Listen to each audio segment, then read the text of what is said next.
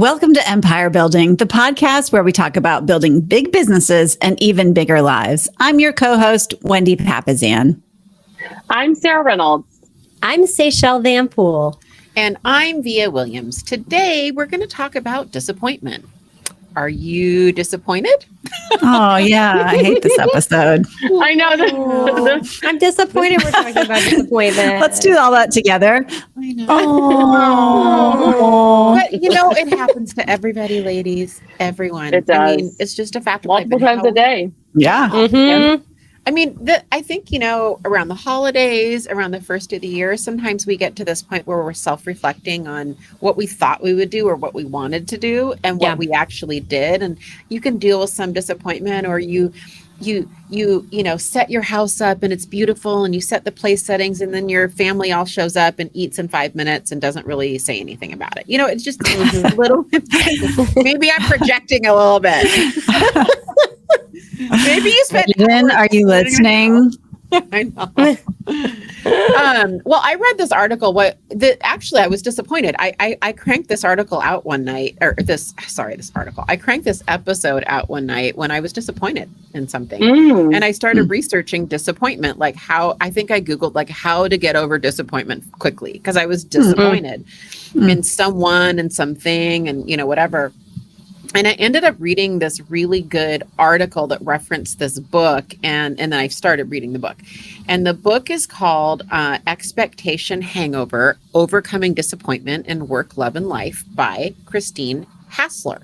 And what I love about it is she talks about expectation hangovers happening in 3 categories. Because why would she say expectation hangovers with disappointment? What is disappointment? An expectation not met. Expectations, right? Yeah. And that's exactly what it is. So she has 3 categories that are the primary ones that really resonated with me. The first one is situational. Just, like setting up the table, like I said, for Christmas, and it's all beautiful. And then people blow in, they grab their plate, they go watch football.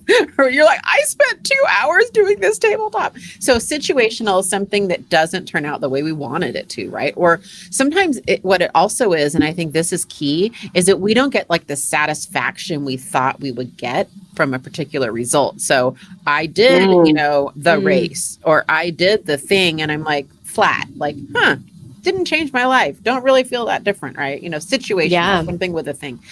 Let me add in a story there real quick, Via, on this that I think was a big impact, had a big impact on me.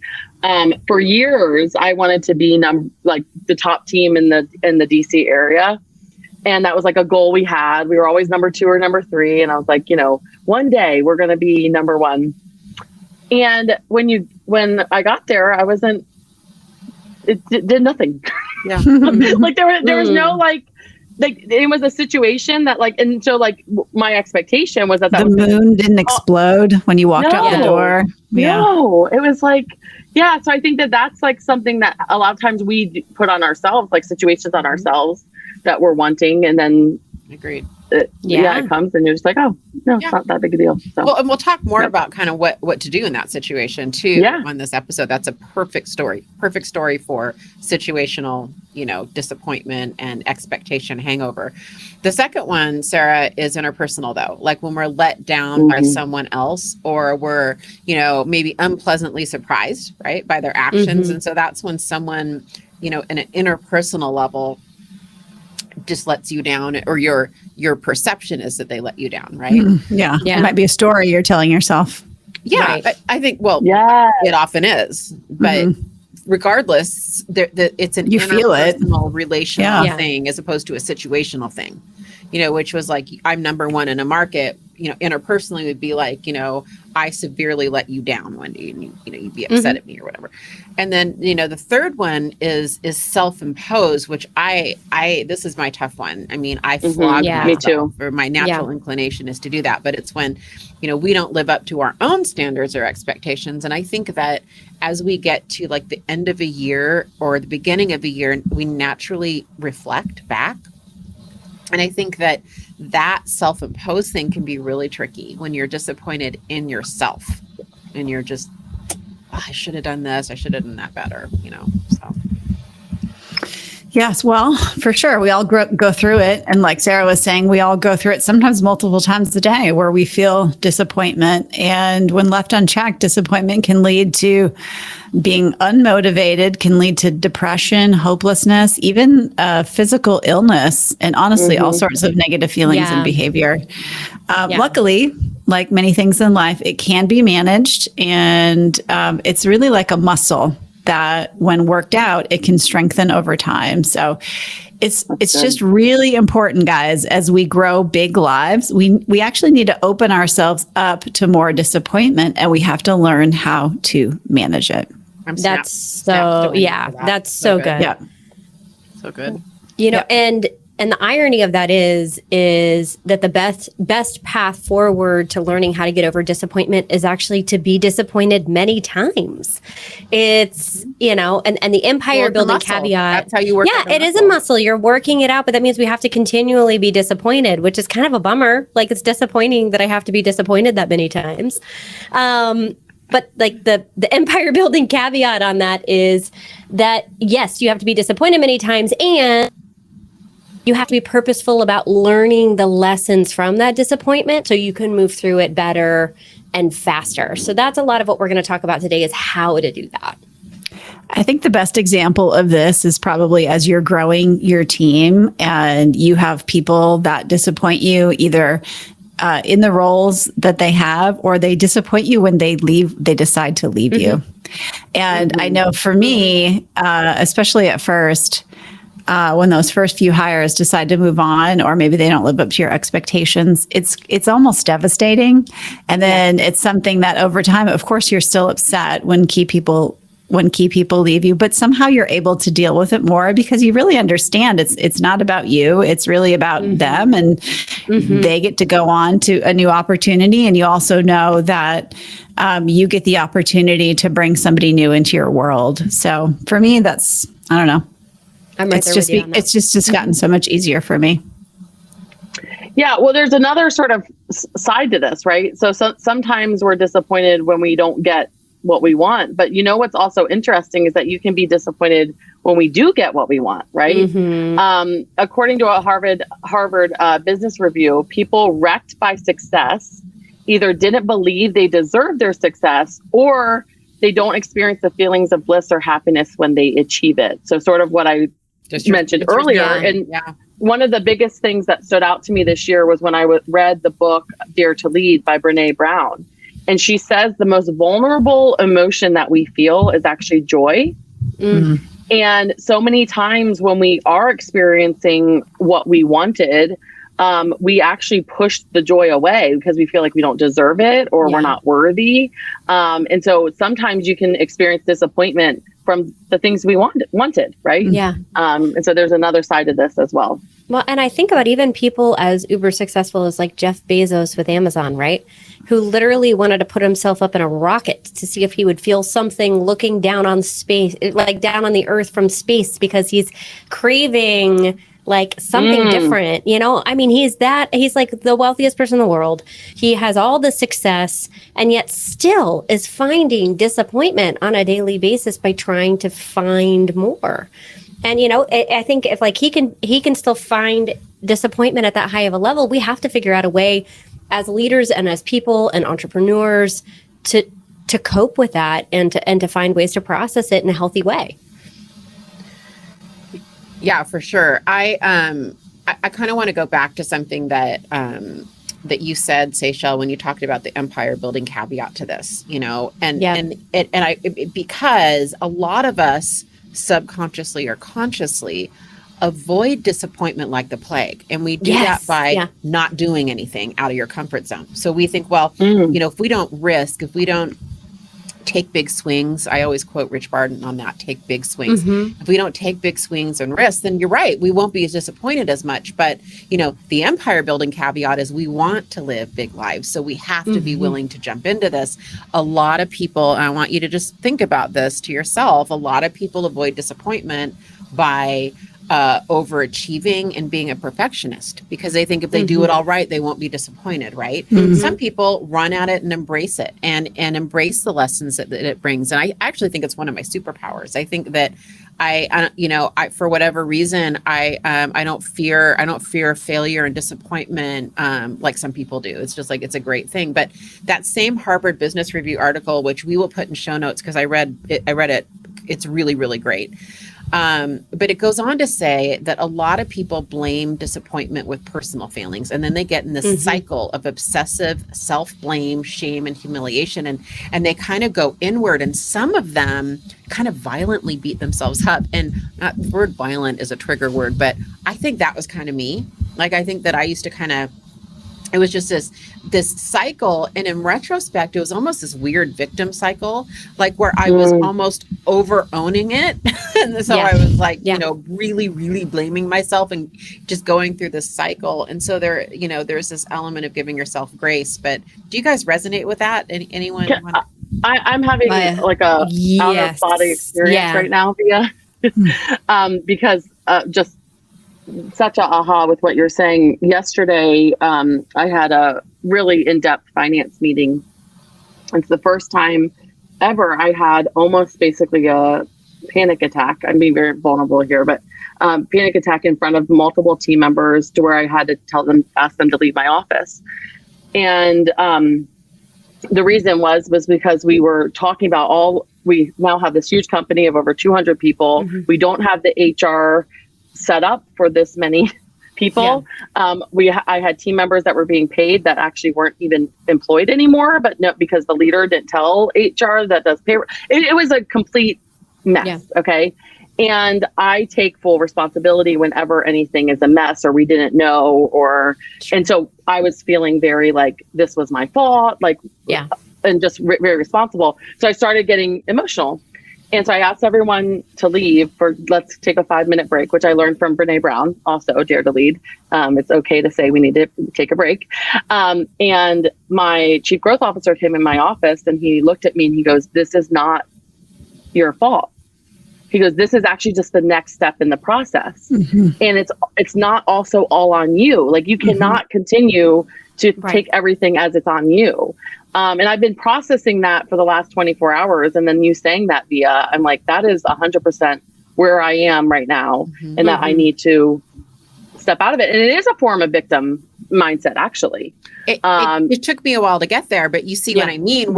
You feel like on one hand, you're over owning it. Like you're like, I'm owning it. How can I be a victim? I'm taking full accountability. But then I found myself kind of, that was going on the other side. Like it was just going too far into like, oh, woe was me. Yeah. Funky cycle. That's good. That's really good. Yeah. That's been me 100% on the personal side with everything going on with my dad's health.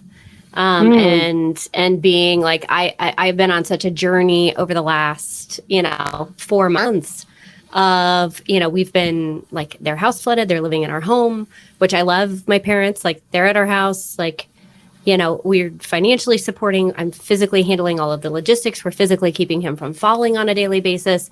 And we can't own all of that. And school and running a team. And it was like, you get to the point to your beautiful aha, Sarah, of like, I got to the point where I was like, I can't own 100% of this and physically survive. And so, I had to learn how to be vulnerable and ask for help, which for me is like the anti-love language for me.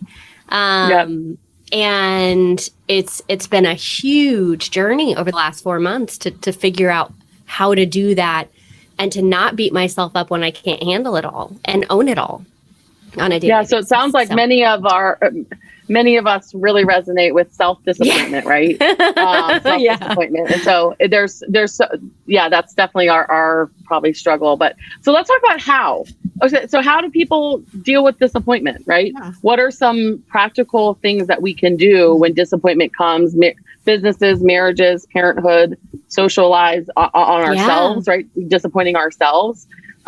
Let's look at how we can adjust when we're disappointed. Yeah, I mean, like anything, what I'm going to say. We need a framework, but I think framework. I don't know, just not to go down a rabbit hole, but y'all realize the reason I have to rely on framework so much is when it's an emotional intelligence tool of mine. I am a passionate individual who, my natural tendency is to probably let emotion rule some decisions. So I had to learn years ago that frameworks help me not do that. That's why we can make fun of the fact that, yes, I always say framework, but it's really helped me in business and in life to have framework, because my brain goes into this playbook, okay, I'm just going to follow the playbook. I love your framework. What also helps you get to where you want to go faster if you have a framework for something. Yeah. Yeah. And so I created this framework, I hadn't thought about it before. I created it kind of for this episode, based on some of the articles that I read that we referred to, and kind of going, oh, okay, yeah, that, because I think all of us actually are good at overcoming, disappointment at some level. And so, I came up with 6. Of course it's 6. I came up with six ways to 6 steps, I should say, to overcome disappointment. And I thought about this long and hard. Seychelle is going to be the one to list them. I noticed we're just you made me list them. Thank you for giving me the opportunity to say them all, so that if I miss it later, I've already said it. I noticed what you did there. Boo. So let's dive in. So the 6 steps to overcoming disappointment are: number 1, we want to anticipate it. Number 2 is we want to feel it. Number 3 is we want to control our response. Number 4 is to ask questions and to interrogate the reality on that. Number 5 is to make a deadline. Number 6 is my favorite one, which is have a tribe. So to start out, how do you overcome disappointment, Via? How do you do that? Number 1, you do not overcome disappointment. And so number 1 is you anticipate it. And, you can walk into every day knowing that some disappointment's going to happen. Right, Sarah? Mm-hmm. Yeah. I literally say this Bible verse every morning. There's a verse in the Bible that says there are few days without trouble. And so when you go into your day, hey, my job is to handle the trouble. And if there's no trouble today, man, that's a gift, right? But most days we're going to have disappointment. So anticipate it. Know it's coming. And that's the thing, going back to kind of what we were talking about at the beginning, guys, this is managing your own expectations. That's what disappointment is. Right. If you expect it, you're managed. You're not disappointed, right? So. Well, and it's also thinking about it in a different way, which is thinking about failure as Sarah was saying, as part of the process, or thinking about failure as a way to learn something new. I say this all the time, but we most of us grew up in a public school system where the worst thing that we could do was to get an F, which is failure. And I just think we really underestimate how much that conditioning really affects all of our psyche as young people. And if for 12 years, all we're doing is trying to avoid failure, then we never really understand that failure is actually the way to success. 110%. Yes. Yeah. And, when you get to that point of failure, right, the next step is to acknowledge that you're going to have the feelings around that. So you got to step 2, feel the feels, and allow yourself to feel that gut punch wherever you feel it in your body. For some, it's in their stomach. For me, it's in my upper back and my shoulders. It just tense up right there like crazy. But mine's definitely my stomach. Your stomach, the pit. Stomach, and it's a pit.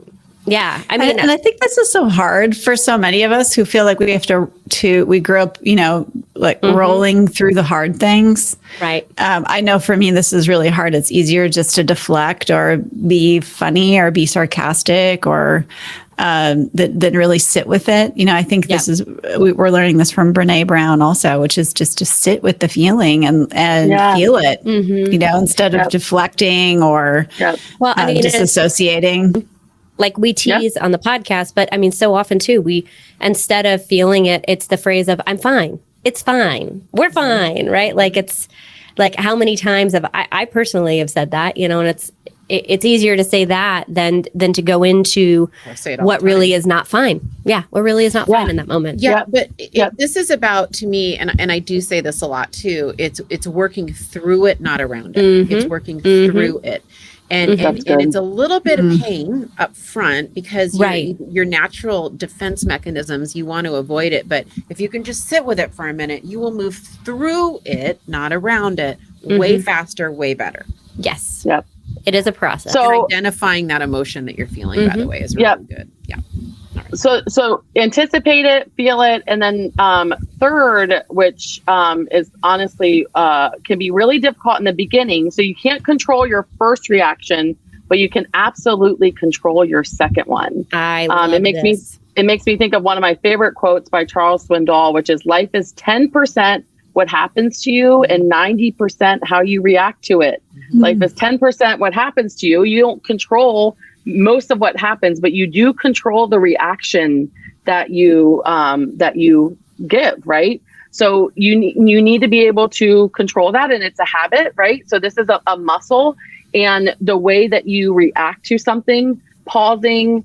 Many times for me, I will remove myself I will switch spaces. That alone will help me calm down when I'm disappointed in terms of a reaction. But it's really important to watch how you react to it and control that second reaction and any reaction moving forward. Yeah, that's right. Mel Robbins' 5-second rule also comes to mind with that too. That's good. Yes. It's a good book if anyone hasn't read that. Okay. Yes. So number 4 is ask questions. And, my via twist to that would be ask inward, unemotional questions, right? And this is my fail framework. And then I adjusted my fail framework to this disappointment framework. So number That's 1, good. hey, were my expectations reasonable here? Was it reasonable for me to walk in my day thinking nothing was going to go wrong today? No, that's probably not reasonable, right? Did I cause this? Or did an external, event cause this? I mean, it's my marathon day and there's a snowstorm, did I cause that, or was it an external thing? If the marathon's in November, what are the expectations you had about the weather in November in a northern climate potentially?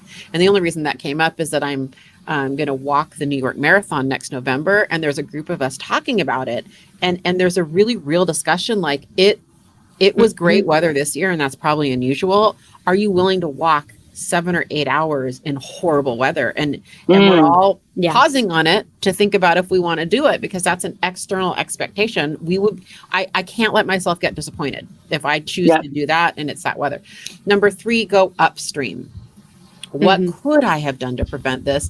When did this really start? What is the true cause? I mean, we always want to go upstream on things. And then number 4, what behavior do I need to change or instigate because of this? And Wendy, to your point, this is like, how can I take this and learn the lesson from the disappointment, right? How can I use this disappointment to grow and change, right? So that I either change my behavior, change an external thing or whatever. Sarah, going back to your story, it's like, all right, you were disappointed in yourself. Okay. How can you stop yourself from being disappointed in the future on that matter? And I think you said it, you hire finally HR. Well, we have it. We have one HR. We have HR, but it's more of like, we didn't like, Matt was like, we didn't know to know a year ago. There was no way for you to know. We weren't there yet. This is just the next step in the process of, and so it's like the expectation on myself was not realistic. No. Like, perfection is not realistic. Right. So, yeah. Well, I love that. Yeah, I actually think number 4 is probably the most powerful one. It's probably the one that most people would skip. And that's where you learn the most about your disappointment, is really taking the time to reflect. You guys, we talk about this all the time on the podcast. We talk about thinking time. Most of us are just go all day long. Even if it's just a little journaling at the end of the day, or, even the following morning, just thinking about like what went well yesterday, what didn't go well. Most of us are just like blowing and going through life, and we never think about anything. So I love that reflection time. But I'm going to go on number 5 really quick on that, because that just gave me a hack, really quick hack, super quick on that.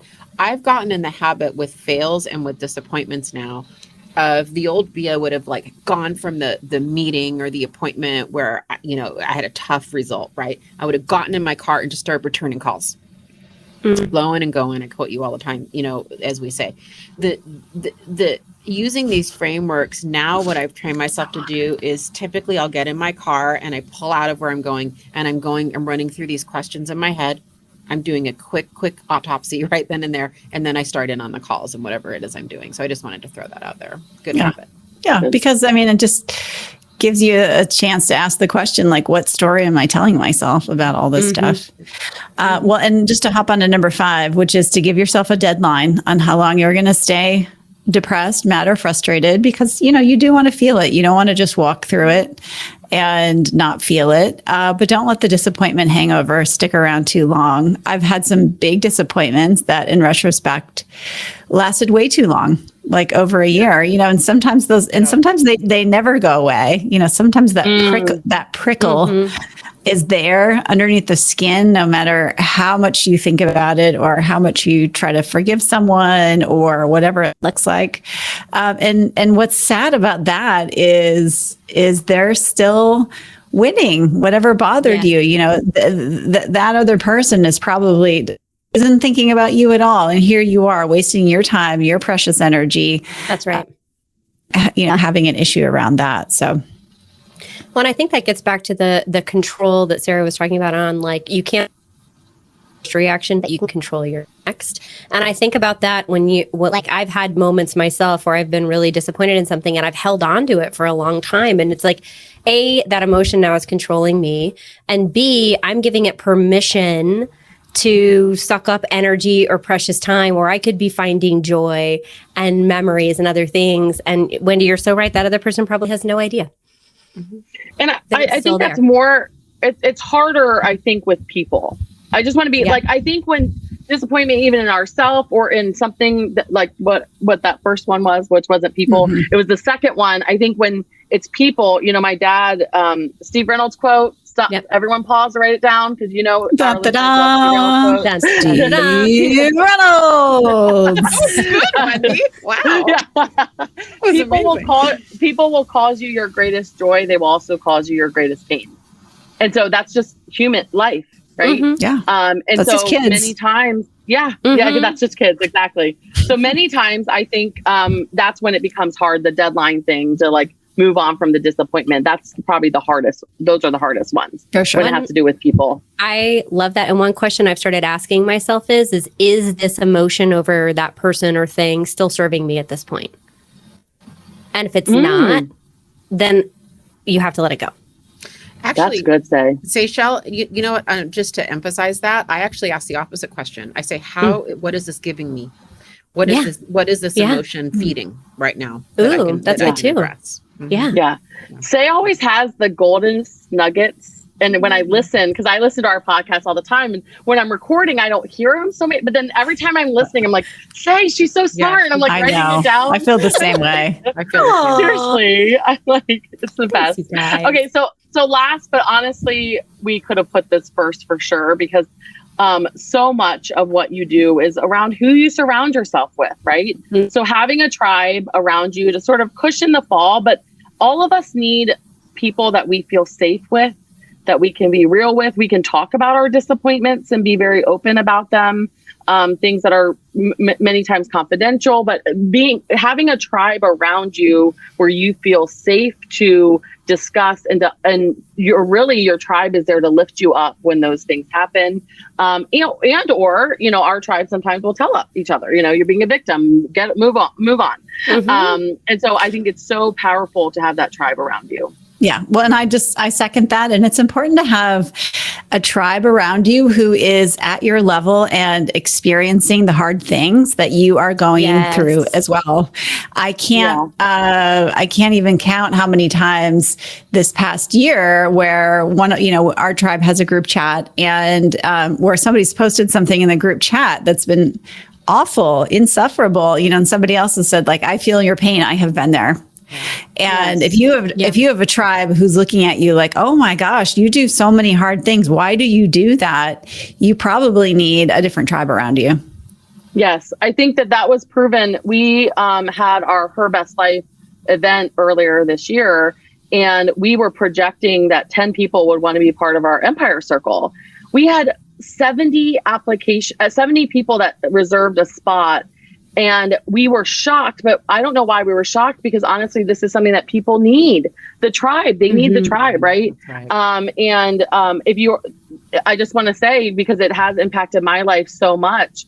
If you are interested in learning more about our tribe sort of philosophy and how that has helped us all have big businesses and bigger lives, you can go to herbestlife.com and find out how to get more involved. I love that.